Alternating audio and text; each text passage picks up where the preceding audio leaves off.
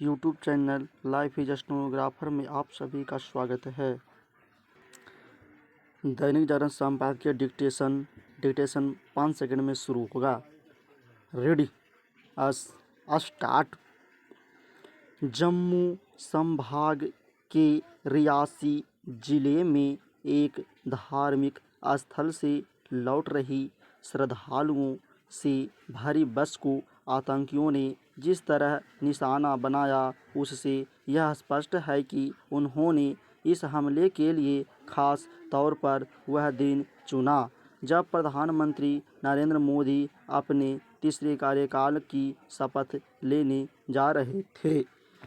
इस हमले का उद्देश्य केवल निर्दोष निहत्थे हिंदू श्रद्धालुओं पर कायरतापूर्वक हमला करना ही नहीं, बल्कि कहीं न कहीं मोदी सरकार को चुनौती देने का भी था। लेकिन यदि आतंकी अथवा उनके आका यह सोच रहे हैं कि इस तरह के हमलों से वे मोदी सरकार को झुकाने में समर्थ हो जाएंगे, तो यह उनकी भूल ही है। ऐसा कुछ भी होने वाला नहीं है। उल्टे इस हमले के बाद तो मोदी सरकार आतंकियों के दुस्साहस का दमन करने के लिए और प्रतिबद्ध ही होगी। उसे ऐसा होना भी चाहिए। उसे केवल आतंकियों के समूल नाश का ही अभियान नहीं चलाना चाहिए, बल्कि उन्हें सहयोग समर्थन देने वाले तत्वों को भी निशाने पर लेना चाहिए, भले ही वे सीमा के अंदर हो अथवा सीमा पार यानी पाकिस्तान में। रियासी में आतंकी हमले ने एक बार फिर यह रेखांकित किया कि पाकिस्तान अपना हरकतों से बाज आने वाला नहीं है।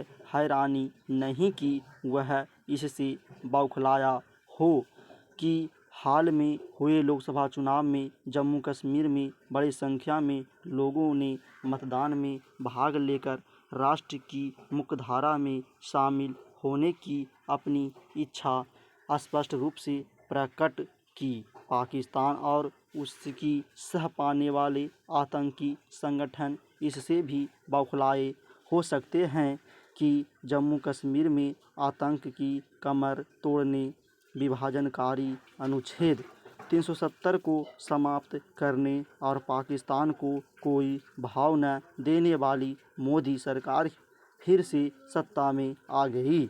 साफ है कि मोदी सरकार को जम्मू कश्मीर में सक्रिय गतिविधियों और उनके समर्थकों के साथ सीमा पार से उन्हें सहयोग देने वालों पर भी अपनी नज़रें टेढ़ी करनी होगी। इस क्रम में उसे यह भी देखना होगा कि आखिर क्या कारण है कि कश्मीर के साथ साथ जम्मू संभाग में भी आतंकी गतिविधियां बढ़ती जा रही हैं। आतंकी अब पर्यटकों एवं श्रद्धालुओं को भी निशाना बना रहे हैं। जम्मू के विभिन्न इलाकों में आतंकी एक लंबे समय से अपनी गतिविधियां